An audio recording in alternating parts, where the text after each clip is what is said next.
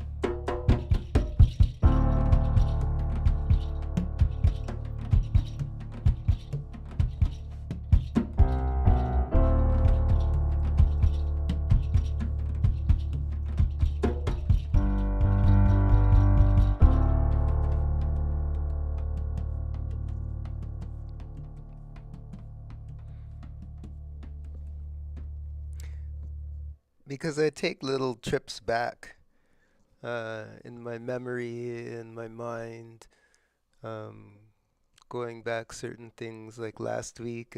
Was it last week?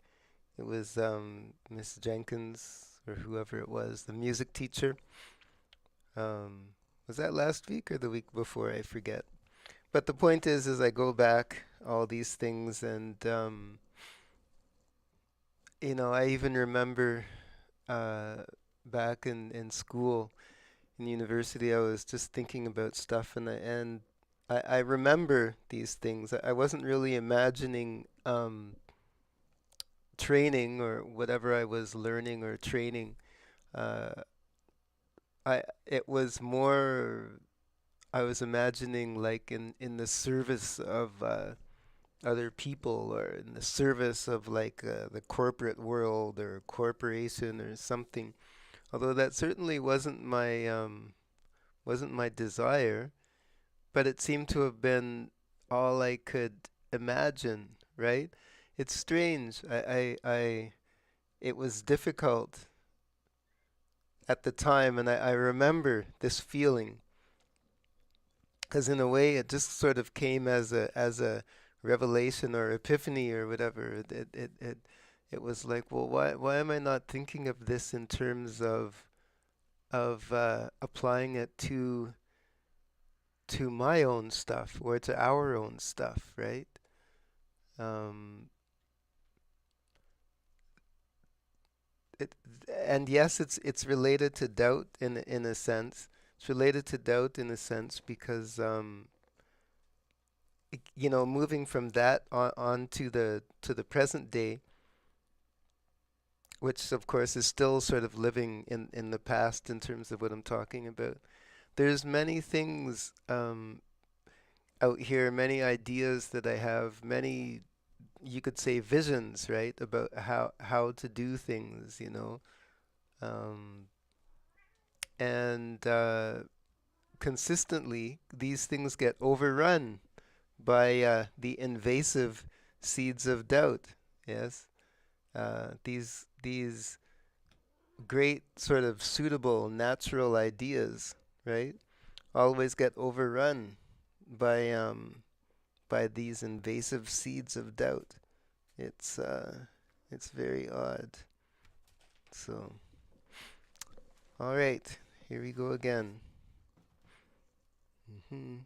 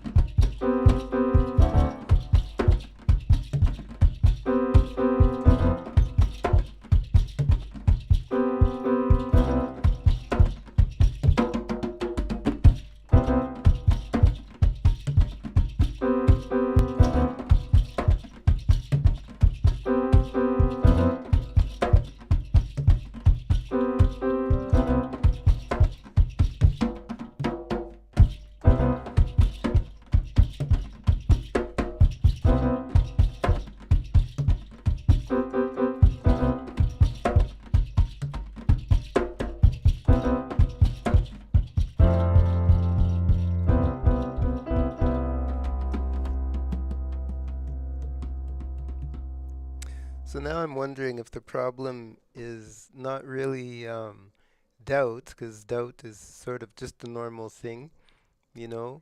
Um, this way, should I take this way to go to the hospital? It's or will this way lead me to something or the other? Is this the road to something? You can have doubt over something like that, right? Um, you know, but a road that will lead you to the hospital is not necessarily the best road or the right road. You know what I mean? Maybe I think that seems to be where a lot of the hang up occurs with this idea of like right and best and and consequently or subsequently um, there is now the element of wrong, right? Of making a mistake, you know.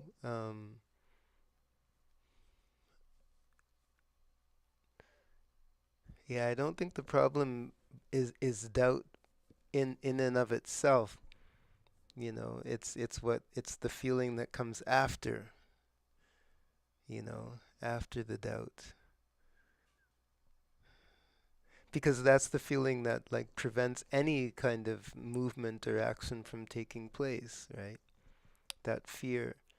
So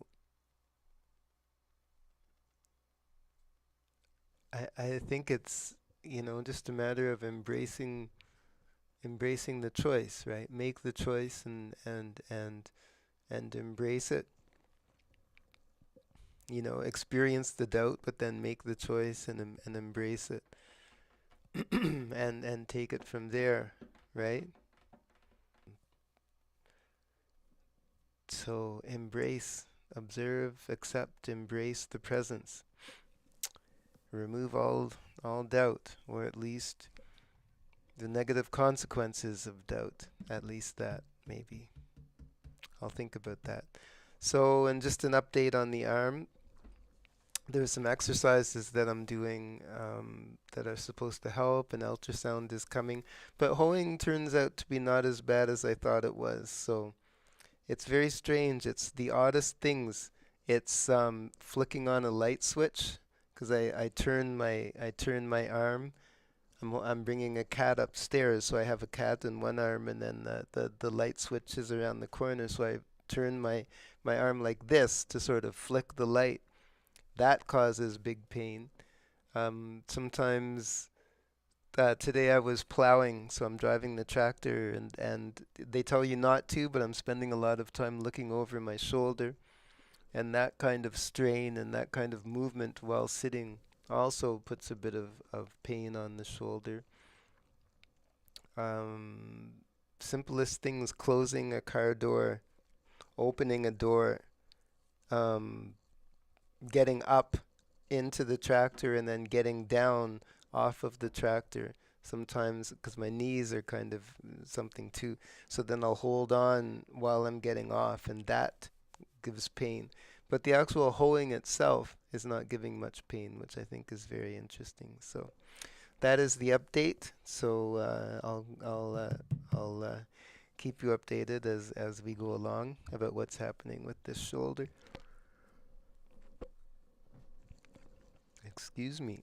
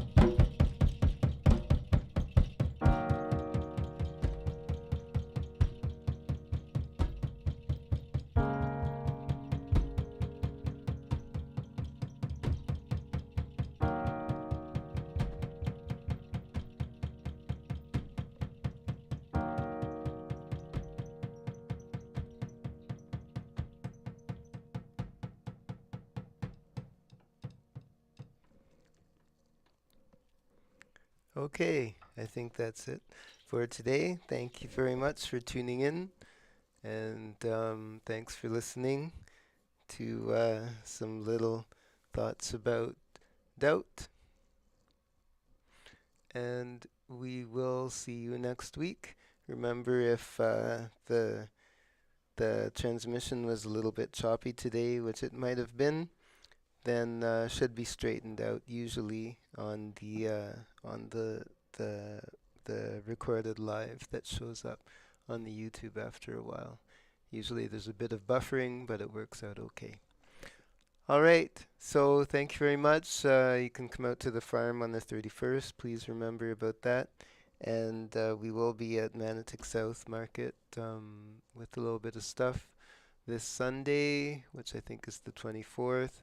And hopefully you haven't planted any of your tender plants yet. We never really do at this time. So, all right. Thank you very much, and we will see you next week.